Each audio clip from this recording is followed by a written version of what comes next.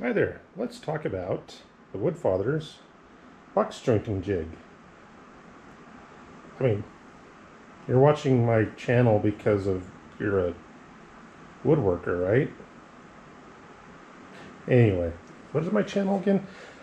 This is my first attempt at the Woodfather's / Mario box jointing jig, which is a great thing. I'll leave a link in the description if you don't know what it is. Go check it out. Unless you don't care about woodworking, then go away. Anyways, this is my first try. It did not work especially well. And I think the main reason why was the plywood that I chose. I'll show you right here. It turned into a potato chip. And I think it happened for a couple of reasons. One, cheap plywood, and two, I think it's the way I did this block here.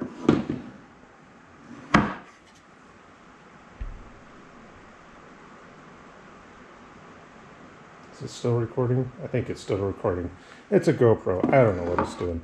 Anyways, I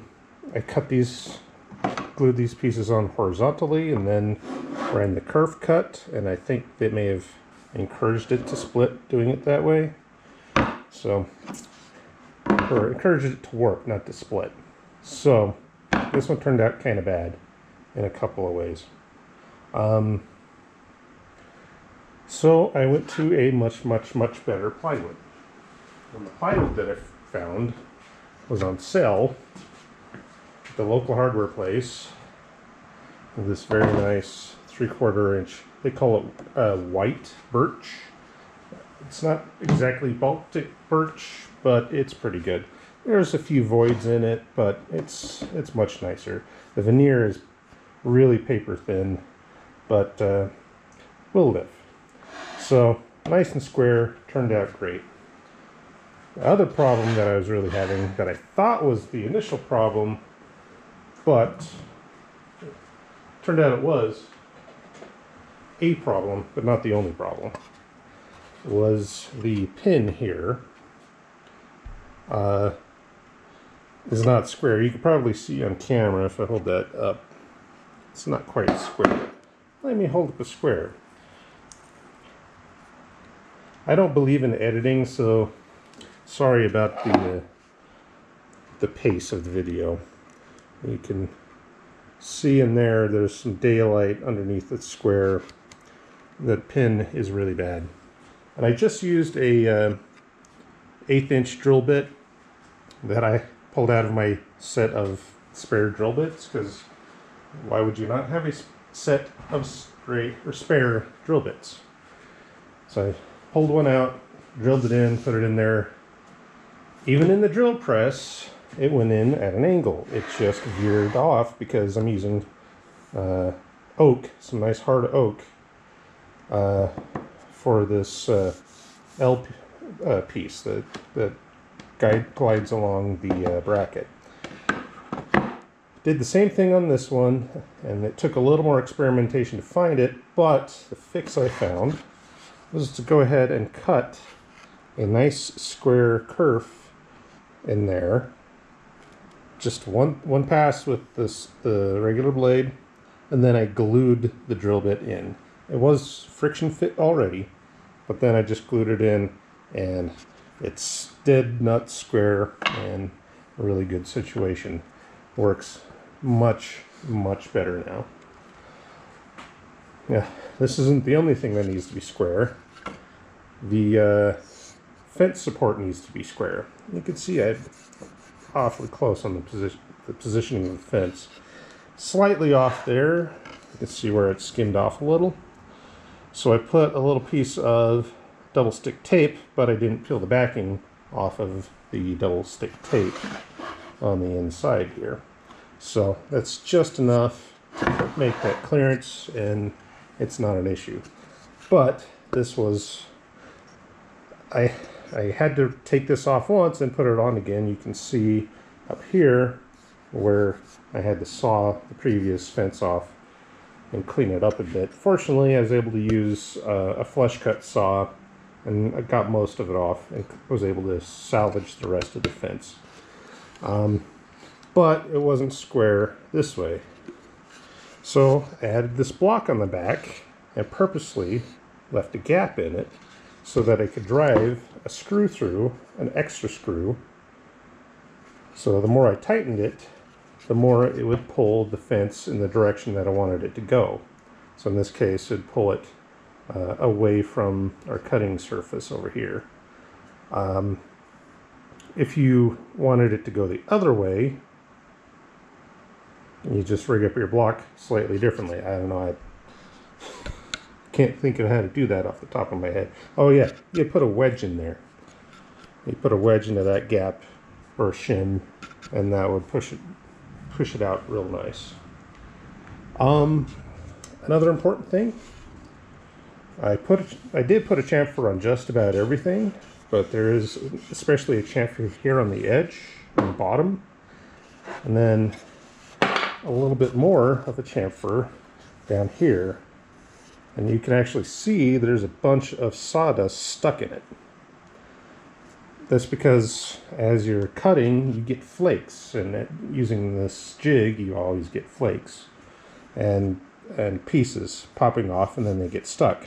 And then as you lift your work up to skip to the next gap, to the next finger, all of a sudden your work is sitting up on the wrong angle because it's sitting on some sawdust. So I cut this groove to help with that, and every time I pick it up, I clean it off with a brush and then set it back down and run the next part. Here's my next little idea that I came up with, is using one of these Harbor Freight, I guess they're a welding clamp typically. I bought it for a bandsaw, their metal cutting bandsaw setup. I found it worked great on the drill press, and it also works great on this jig. I just screw it on there, put my work, both pieces of the wood that I'm going to cut, and then just clamp it down into place. Let me check that framing. There we go. Clamp it into place, and it works fantastic. So I don't have to have a separate clamp. I don't have to cut a whole bunch of big gaps or drill big holes. Just have to have a couple of holes in this to make it work. This hole here is for small stuff, and I just move the clamp from this position to that and have it vertical, and then it can clamp stuff that's actually pretty small.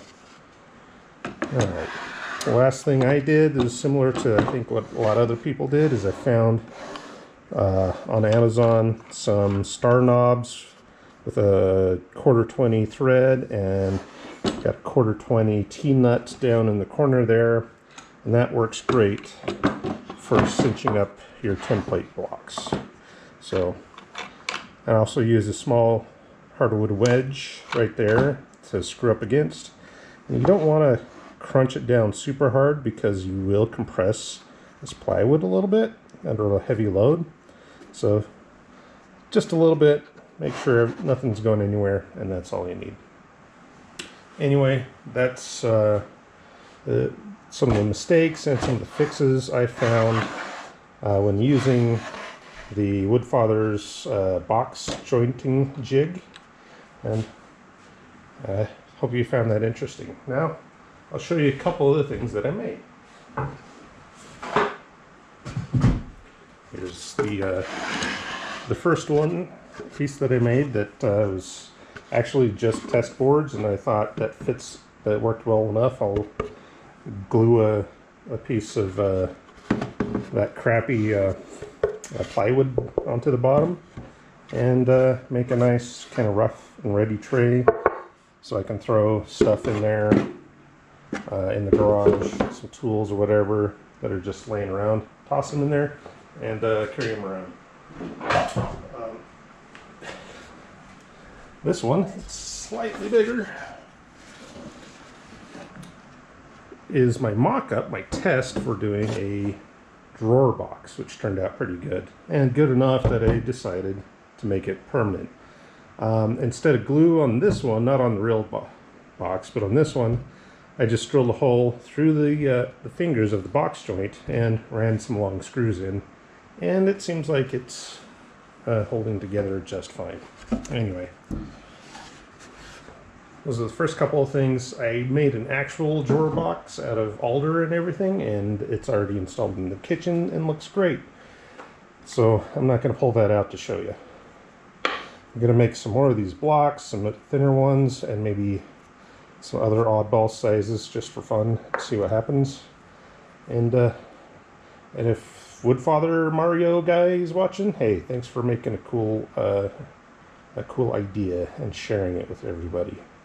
So that's all for today. Bye now.